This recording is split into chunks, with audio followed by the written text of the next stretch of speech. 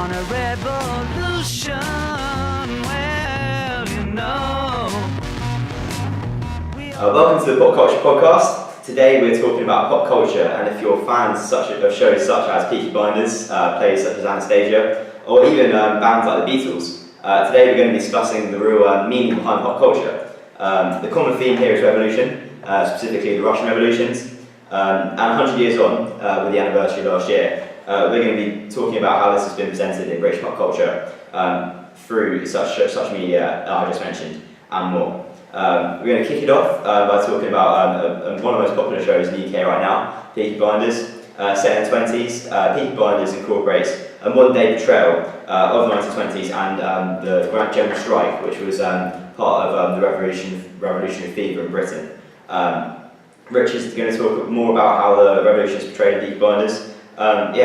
So Rich, how is the revolution portrayed on the show? So Jesse Eden is introduced as a potential love interest for Tommy Shelby in Series 4 of the Peaky Blinders. So the creator Stephen Knight came across her in the last series when researching the head of the Birmingham Communist Party in the 1920s, and she was therefore mentioned. She is shown to have a real hatred for authority at the time, as shown when first confronting Tommy Shelby about female pay in 1925 in the first episode of Series 4. Jesse Eden was a prominent personality at the time, working with the Joseph Lucas Motor Company. She would later lead 10,000 women out on strike for a week. She was first hinted at in Series 3 when the Shelby women decided to show solidarity by walking out on the Good Friday strike of 1924 with the rest of the Birmingham working women. Aunt Polly, their main character in the show, declared, "Let's go to the ballroom," striking out with the Shelby other girls in the small heap gambling den. And they therefore were out to see Jesse Eden, who demanded for equal sanitation rights for female members. And in terms of the historical context, how is kind of the character of Jesse Eden perhaps exaggerated in the show as opposed to real kind of historical Jesse Eden? So she's actually a very exaggerated character in the show. So in the show she's seen as a very high prominent figure with a lot of authority and a lot of power. So therefore she could challenge Tommy Shelby, who's obviously such a main character in the show. But in reality, Jesse Eden first took part in the unionism in the General Strike, not in 1924, which is when the show is set right there. Therefore showing that Knight, the director, depicted her as a politically active member of the Communism Party, prior to what we actually know. So an example of this is historian Graham Stevenson, who reiterates this, saying how it's not a very historically accurate show, but it's sensible as the BBC would have wanted a punchy drama instead of making it completely historically accurate, and therefore it's more attractive to modern audiences. Oh, that's cool. Okay, so Sean's going to now talk to us about the actual 1926 strike and what kind of happened in that historically. So Sean, take it away. Yeah, the showrunner of Peaky Blinders said in an interview with The Guardian that it has always been its intention to tackle the 1926 general strike, as was a time when the possibility of genuine revolution was in the air. And that was kind of true. On the 1st of May 1926, a state of emergency was declared by royal proclamation. And the Tory Prime Minister, Stanley Goldman, was saying that the work stoppage put Britain nearer to proclaiming civil war than we have been for centuries past, which sounded hyperbolic, but it was the biggest industrial action Britain's ever seen. There were more working days lost just in that than in 1912, 1921 and 1979 combined. And by the 12th of May, there was still almost 100% support for the strike amongst the workers. And Birmingham in particular, where the show set, had a massive surge in Labour votes after the strike. They were winning by-elections, and they basically doubled their council seats in the next 3 years afterwards. So it's accurate to Birmingham and the small heath area. So as portrayed in the show, there was you thought there had been a genuine threat of revolution? Yeah, definitely. And even some of the more far-fetched things they do at the shows, like by the end of season 4, they got Tommy Shelby running for office. And it seems ridiculous that they're getting like a known gangster that they've been working with like through the Secret Service for years, running for office in Birmingham, just to combat the communist threat. But the Secret Service were, I'll say allegedly so we don't get sued, but the Guardian have come out pretty much put it concrete that they had been forged, like as early as 1924, they had forged a document called the Zinoviev letter. And that was basically, they printed it in the Daily Mail on the eve before the general election, and it insinuated like links between the Labour Party and Comintern, and the Communist Party. And it was like them saying that like renewed like links and negotiations with the Labour Party would help them incite a revolution amongst the working class in Britain. And we've got a copy of it here. You can see that. There we go. We'll put it up on the Facebook page for all you keen people that want to see that letter in its glorious true form.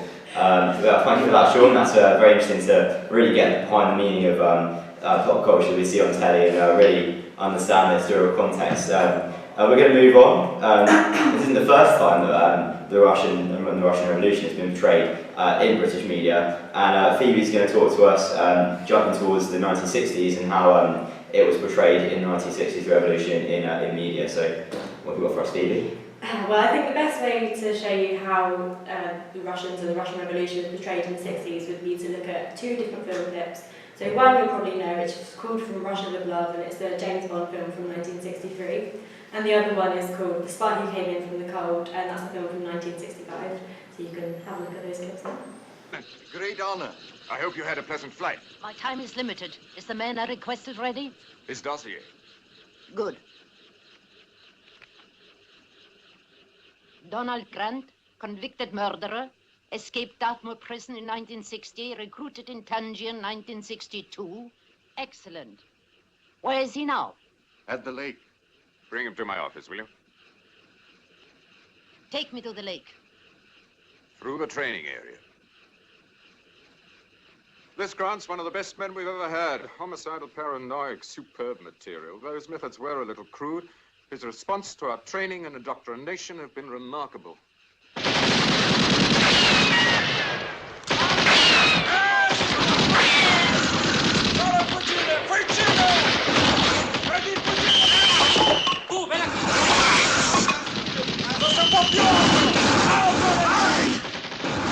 I hope our work here meets with your approval.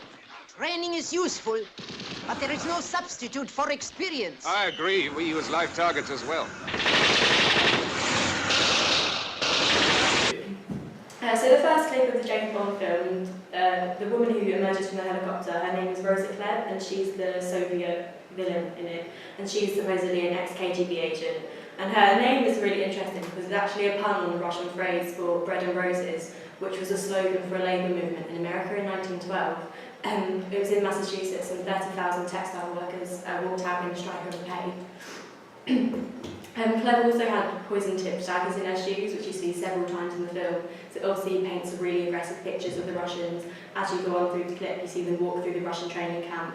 It's full of flamethrowers and people breaking boards and fighting each other, and they also talk about having live targets. So it paints a really aggressive picture of the Russians and their methods of fighting in comparison to Bond, who's someone who's really suave and cool and has got lots of high-tech gadgets. So it kind of suggests that Russia is more old-fashioned, obviously communist, East and West. They were produced at the height of the Cold War. So it paints the East as all backwards and being really old-fashioned in their methods when it comes to fighting and spying and espionage. So here's the second clip from the 1965 film The Spy Who Came In From the Cold. What are you going to do with the money? Oh, I don't know. Settle down in some sunny spot on the Caspian with one of your fraction-head discus throwers. I can't go home. Don't you mind giving up your country? What the hell's my country done for me? I worked for the service for 18 years, and they kicked me out as if it had been 18 minutes. Why did you work for them? For the money. Only money? It was a job. You would have done it anywhere for anyone? I'm a technician, Fiedler. Just a technician. But not a communist technician. Oh, for God's sake. A Christian, then. I don't believe in Father Christmas. I don't believe in God or Karl Marx. I don't believe in anything that rocks the world. But how do you sleep? You have to have a philosophy.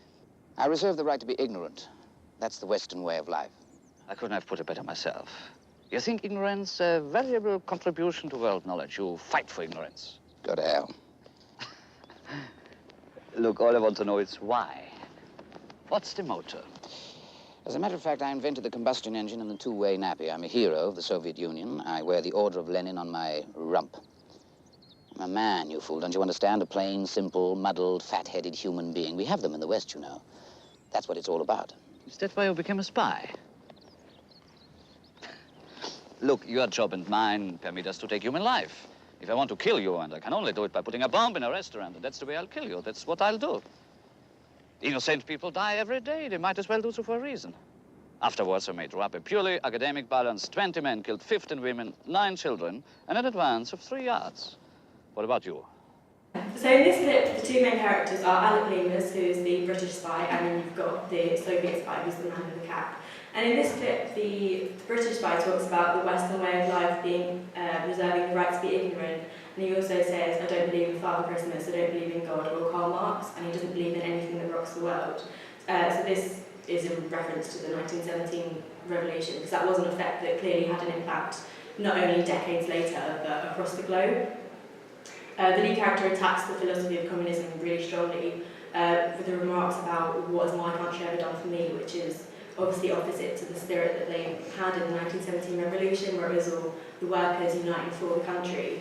And it also tackles the idea of individualism and dehumanisation, because Leamas, the main character, struggles with the idea that he's just a cog in a machine and that he loses his sense of self fighting for the greater concept of our nation, which is again could be perceived as a slight against communism because it's heavily associated with sort of the mass murder or killing for the greater good, which the Soviet spy in the clip clearly says that innocent people die every day, so they might as well die for a cause. So yeah, it's interesting that the two different films, the Bond film and then the slightly later one, portray two completely opposite views of communism and how the Russians were portrayed in the 60s.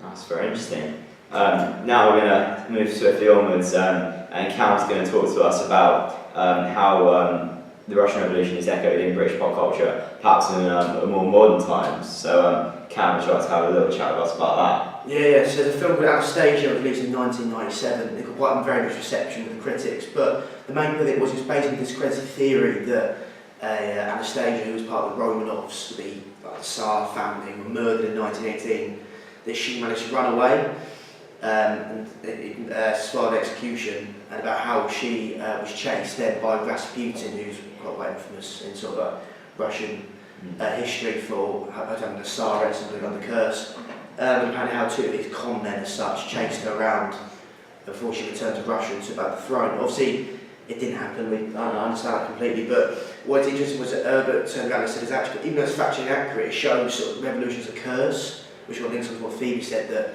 it really isn't that positive light that it showed in, which really goes what Sean said. I asked a question, Sean, because as I go from Stephen Knight, the series creator of Peaky Blinders, has said that he tries to use the British government sort of using the rise to Shelby's to combat the threat of revolution. So would you agree to say that it exemplifies the portrayal of revolution as an event that sparked fear and anxiety? Or Yeah, definitely. Like, if they're considering using like known gangsters to help combat the revolution, then yeah, they definitely, there's a big culture of fear amongst, I think in Britain, more the politicians than the actual average people. Yeah. So that's quite an interesting point that you make in terms of there's in the 1920s, directly after the revolution, there's mass anxiety there, and you're even saying there's still anxiety even in the 90s after the Cold War, then there's still some point of kind of fear of communism and that's perhaps Anastasia, the film, would kind of reflect the kind of over that period perhaps as a closing point, or perhaps even as a continuation after the Cold War. Yeah, I'd say you also remember the fact that obviously this was released in 1997 and the Soviet Union collapsed in 91. Yeah.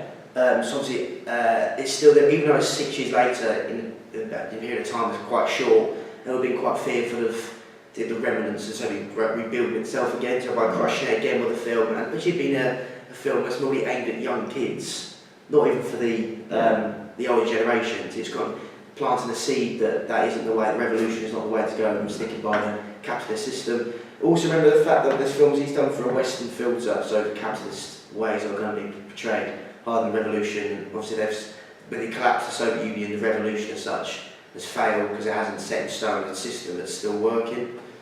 People also remember the dynamic change in audience at the time, from the 20s through to now. Who they're targeting is different, so where they're going to portray the revolution will differ quite significantly. So, in true Victor was written by history style, that is essentially what you're trying to talk about there in terms of Western media kind of reflecting back on the revolution in victorious kind of in a victorious narrative of this kind of evil empire that's been conquered. And maybe you can kind of agree with that. Oh, definitely. Yeah, I think that obviously their system, your system is always the best system. So, and they've had a Cold War for so long, and the threat revolution we can see from the 20s to the 60s, the movies and the songs as well, that there really was a great fear that communism would spread across and sort of collapse the capitalist system. But obviously with the collapse of the Soviet Union, the more they can portray it in popular culture and the media, the more people are going to view it, the more people are going to think, actually, no, the revolution was a significant event, it wasn't a great event, and we need to move past that now. So yeah, there's a nice continuity there between the 20s being this massive fear and anxiety using gangsters to combat communism, all the way up to the 90s when there's still that kind of fear factor. Shows that there is kind of a long-running narrative throughout that in echoing in British culture. We're going to move on to wrap us up. Ellie's going to chat to us about the centenary, which is 100 years of the revolution, which was last year in 2017, there was a 100th anniversary. And she's going to talk to us a little bit more about literature as well and how that has portrayed the revolution. So, so George Orwell's Animal Farm was written in 1945, but it still greatly relates to today. It's used widely as a text in English literature for GCSE studies. And in the novel, the themes of class equality and inequality, power and control are explored. The novel is an allegory for the Russian Revolution as it explores events leading up to the 1917 Russian Revolution, and then it also talks later about the Stalinist era as well. The unhappiness of the animals in the novel represents the class struggle which leads to the rebellion, which then offers some equality. The pigs' actions allow inequality back on the farm as they adopt the ways of the ruling class they sought to abolish, and the theme of power and control is explored throughout the novel and highlighted by the characters' relationships on the farm. The themes are political, which can be related to what happened in Russian society in 1917 onwards. So how far would you think that George Orwell intended to reflect on the revolution in Animal Farm? Well, he subtitled the novel as a fairy story, so he put it out that they had intentions of writing a fable, but I think there's too much overlap with the book and events from the revolution to say that it wasn't reflective of it in some respects. And in 1945, obviously, there was less censorship after the war, so people were able to write their real opinions on what they thought of events that had happened in the past. And I do think that he does try and portray the revolution in a negative light, as there's just too much in the book to say that it was positive or that it wasn't meant to reflect. The book closely parallels these events. The animals are used to highlight the hardships of the working classes, and Mr. Jones, who is a key figure in the book, is used as a symbol for the emperor to highlight how lazy and neglectful the Tsar was. And I think that each of the animals represent a different section of society. They're a metaphor for what happened to the people in Russia at the time. And that's very interesting from an English literature standpoint, with George Orwell's book still being on the syllabus even today, which shows how the echoes of the Russian Revolution are still echoing through British culture to the modern day and beyond. And Ellie, you want to talk to us about how the revolution is still echoing back 100 years on with the 100th year anniversary celebration last year? Yeah, so 2017 last year, it was 100 years since the revolution, like Tom said. And it was well remembered and celebrated in Britain, particularly Liverpool and in Wales. For instance, in Wales, opera dance and theatre companies marked 100 years of the anniversary, as the organisers said that the revolution was a critical cultural moment that inspired artists to create new works in Russia and beyond. And the Welsh National Opera Theatre Company focused on these Russian works, using them as an opportunity to revisit some influential works, as we wanted to look back at this incredible moment in time when all of these incredible artists were making new work and bringing that to life for people here in Wales. There were also links between Russia and Wales at the time of the revolution. In South Wales, the revolution was viewed with enthusiasm by some in the valleys, as the Industrial Revolution had exposed stark divides between the working classes and the owners of the mines and ironworks. And a town in Wales was actually nicknamed Little Moscow because of its socialist sympathies and for producing trade unionists, such as Arthur Horner, who was a founding member of the Communist Party in Great Britain. And in Liverpool, an article from October 2017 informs Liverpool locals of events happening in the city to mark the 100th anniversary. For example, some of these events included theatre productions, speakers came in to talk about its modern significance, Q&As, and a showing of the famous film Battleship Potemkin and its famous sequence of the Odessa steps. So yeah, its impact is shown widely. even today. Well, that's very interesting in terms of the 100th year anniversary there, and some might say that the Russian Revolution is more relevant than ever with kind of the rise of left-wing politics back in British politics, and Jeremy Corbyn, who's got a bit of a reputation as a far-left guy, and Eddie, you want to talk a bit about how he's been portrayed in this kind of revolutionary vibe in the media recently? Yeah, definitely. I'd say Newsnight, for example.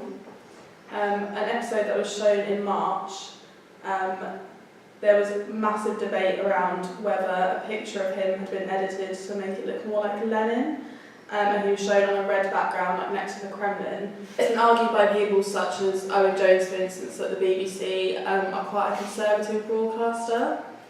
Yeah, there's a definite link between this scenario and the scenario back where Sean was talking about the Zenobia letter at the Daily Mail, which... Yeah, that was published on the eve of the 1924 general election. It was like leaked documents that they obtained, so it's maybe not quite as bad as that, but there's definitely a similarity between the media kind of like working against what they viewed as the far left at the time. Who's going to say a continuation from the media, they're portraying the revolution in a negative light?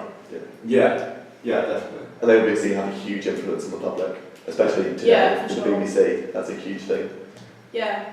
Alright, that kind of really shows how the Russian Revolution is still echoing even today in the modern world, from 1917 right up to now, and how those links are still transparent and events are still playing out.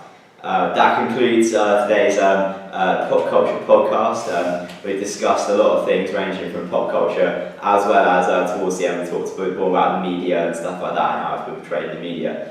We discussed about Peaky Blinders and the historical context of that. I want to thank Rich and Sean for doing that. Phoebe's chatted a bit about James Bond and portrayals of the Russian Revolution in the 60s. And then Cam's had a quick chat with us about Anastasia and how it's portrayed in the 90s. All the way up to Eddie, who's talked about literature, our textbooks that we have these days, as well as the 100th year anniversary of the Revolution, and Jeremy Corbyn. Thanks for tuning in, and we'll see you next time.